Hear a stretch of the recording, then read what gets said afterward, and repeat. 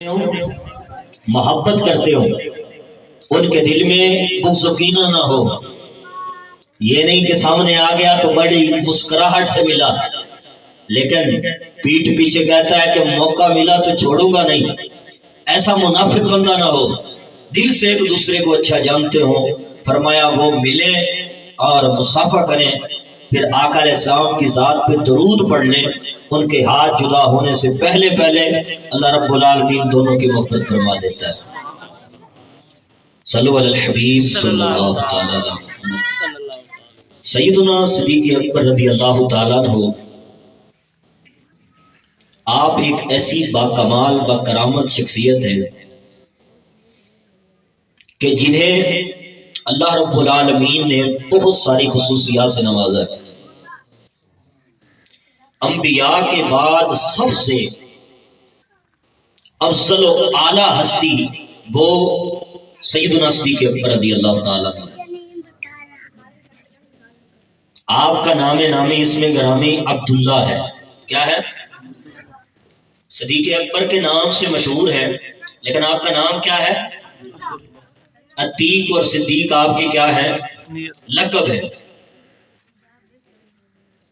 تو آپ کا نام آج کی مجلس میں یہ چیزیں ذہن اور یاد بھی رکھنی چاہیے کہ آپ کا نام کیا ہے؟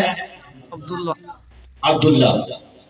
زمانہ جاہلیت میں آپ کا نام عبد القعبہ تھا، لیکن پیارے مصطفیٰ علیہ السلام نے نام چینج فرمایا اور آپ کا نام عبداللہ رکھ دیا. آپ نبی پاک صلی اللہ تعالی علیہ وسلم سے بے پناہ محبت فرماتے ہیں. کیسی محبت فرماتے ہیں؟ سیدنا صدیق اکبر رضی اللہ تعالی عنہ کو آقا علیہ السلام سے کیسا عشق تھا، کیسا پیار تھا، اور دین اسلام پر خرچ کرنے کا کیسا جذبہ تھا.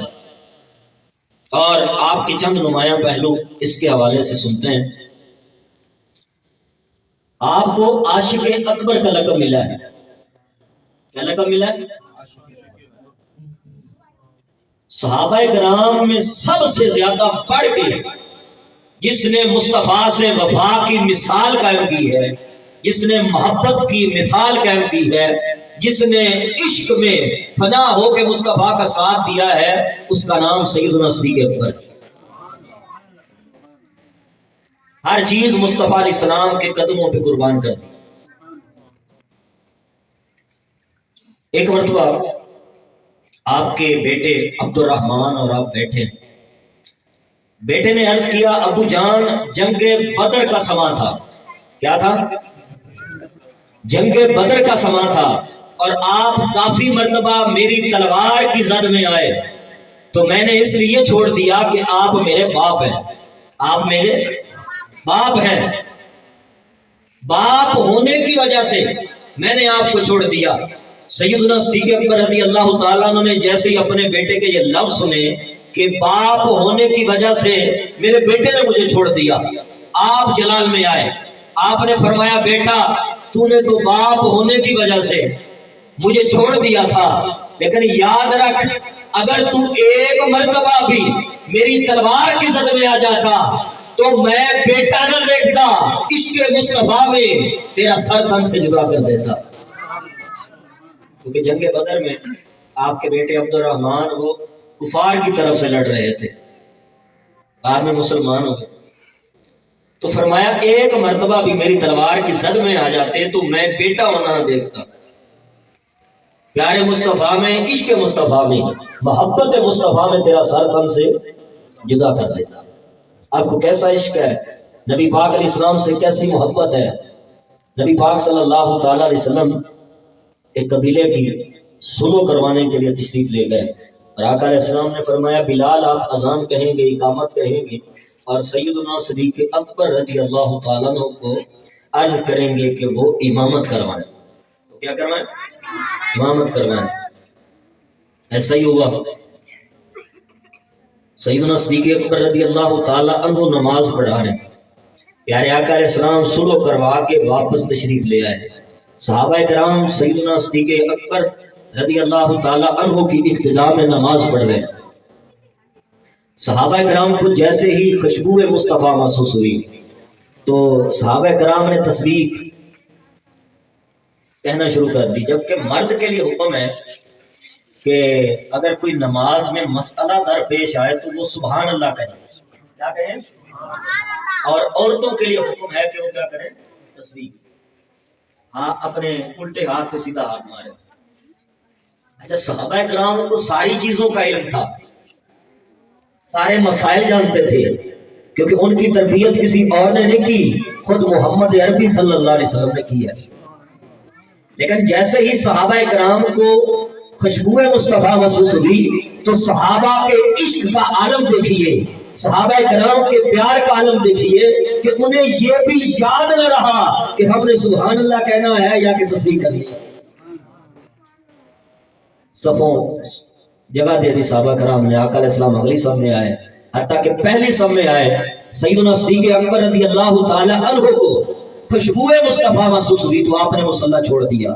پیارے آقا علیہ السلام نے اشارہ کیا، آپ نماز پڑھاتے رہے، لیکن پھر بھی سیدنا صدیق اکبر رضی اللہ تعالیٰ عنہ آپ نے مصلی چھوڑ دیا۔ جب پیارے مصطفیٰ علیہ السلام نے نماز مکمل فرمائی، اس کے بعد آقا علیہ السلام نے سیدنا صدیق اکبر رضی اللہ تعالیٰ عنہ سے پوچھا، صدیق بتاؤ، میں نے حکم دیا تھا کہ آپ نماز پڑھاتے رہے، آپ پھر بھی مصلی امامت چھوڑتے ہیں، اس کی وجہ کیا ہے؟ تو سیدنا صدیق اکبر نے ہاتھ باندھ کے عرض کیا، یا رسول اللہ صلی اللہ تعالیٰ علیہ وسلم، آقا علیہ السلام میرے مصطفیٰ صلی اللہ تعالیٰ علیہ وسلم میرے پیچھے ہوں اور سیدنا صدیق اکبر مصلی امامت پہ ہوں، یہ سیدنا صدیق اکبر کا عشق گوارا نہیں کرتا، آپ نے مصلی چھوڑا مصطفیٰ علیہ السلام کے پیار میں۔ اچھا، یہ سب نماز میں ہو رہا ہے، یہ کیا ہو رہا ہے؟ نماز پھر بھی نہیں ٹوٹ رہی، نماز پھر بھی۔ دیکھیں صحابہ کرام نے ایسی عشق کی مثالیں قائم کی ہیں کہ نبی پاک صلی اللہ تعالیٰ علیہ وسلم سے والہانہ پیار کرتے ہیں۔ سیدنا صدیق اکبر رضی اللہ تعالیٰ عنہ کی 3 بڑی خواہشیں ہیں، آج ہماری بھی خواہشیں ہیں، بینک بیلنس بن جائے، بنگلے بن جائیں، گاڑیاں بن جائیں، سب کچھ ہو، جی لہلاتے کھیتوں، لیکن سیدنا صدیق اکبر رضی اللہ تعالیٰ عنہ فرماتے ہیں کہ چہرہ مصطفیٰ کا ہو، صدیق اس کا دیدار کرتا رہے۔ اللہ تعالیٰ اتنا مال دے کہ وہ مال مصطفیٰ علیہ السلام کے قدموں پہ نچھاور ہوتا رہے، آقا علیہ السلام کا ہر وقت قرب نصیب ہو، آقا علیہ السلام کی ہر وقت محفل نصیب ہو، ہر چیز آقا علیہ السلام پہ قربان کی۔ غزوہ تبوک کا موقع ہے، آقا علیہ السلام نے فرمایا تمہارے مال کی دین اسلام کو حاجت ہے، صحابہ کرام نے بڑھ چڑھ کے حصہ لیا، اور سیدنا فاروق اعظم رضی اللہ تعالیٰ اللہ پاک نے ان کو ایسا مال دیا ان دنوں میں کہ آپ نے خواہش کی کہ ہر مرتبہ سیدنا صدیق اکبر رضی اللہ تعالیٰ عنہ پہلا نمبر لیتے ہیں، اس مرتبہ میں پہلا نمبر لوں گا، اور آپ نے آدھا مال جو ہے وہ آقا علیہ السلام کی بارگاہ میں پیش کر دیا، اور سیدنا فاروق اعظم رضی اللہ تعالیٰ عنہ سمجھ رہے کہ میں پہلا نمبر لے جاؤں گا، ہر مرتبہ سیدنا صدیق اکبر رضی اللہ تعالیٰ عنہ پہلا نمبر لیتے ہیں، لیکن جب سیدنا صدیق اکبر کی باری آئی تو آپ نے سارا مال اٹھایا، سر پہ رکھا، مصطفیٰ کی بارگاہ میں پیش کر دیا۔ آقا علیہ السلام نے پوچھا گھر کیا چھوڑ آئے ہو؟ فرمایا اللہ اور اس کے رسول کا نام چھوڑ کے آیا، سب مال پیش کر دیا، ہر چیز مصطفیٰ علیہ السلام پہ قربان کرتے ہیں۔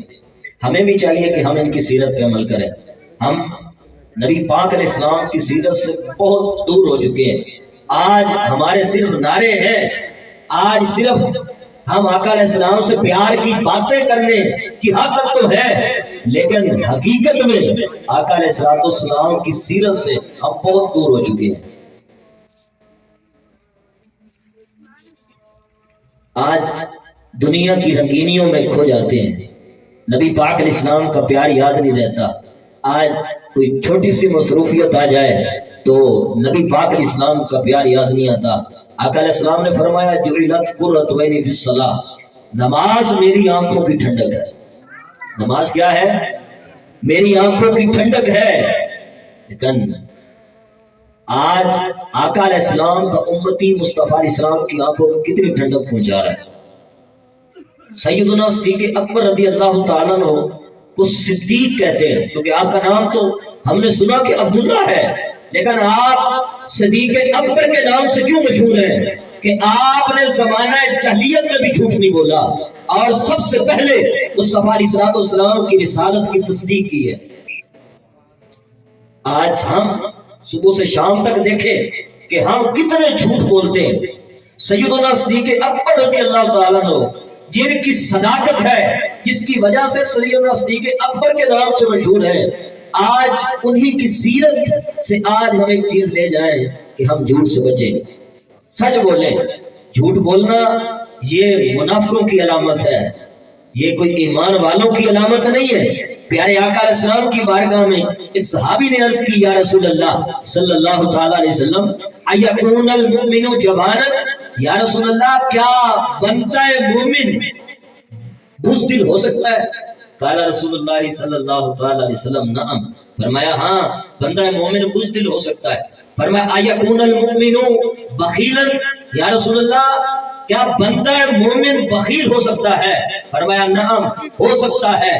پھر تیسرے نمبر پہ عرض کی، یا رسول اللہ صلی اللہ علیہ وسلم ایکون المؤمن کذابا، کیا بندہ مومن جھوٹا ہو سکتا ہے؟ قال رسول اللہ صلی اللہ علیہ وسلم لا، بندہ مومن کبھی جھوٹا نہیں ہو سکتا، ہے ایمان والا۔ فرمایا کہ وہ بزدل تو ہو سکتا ہے، وہ بخیل تو ہو سکتا ہے، لیکن ہے ایمان والا تو کبھی جھوٹا نہیں ہو سکتا۔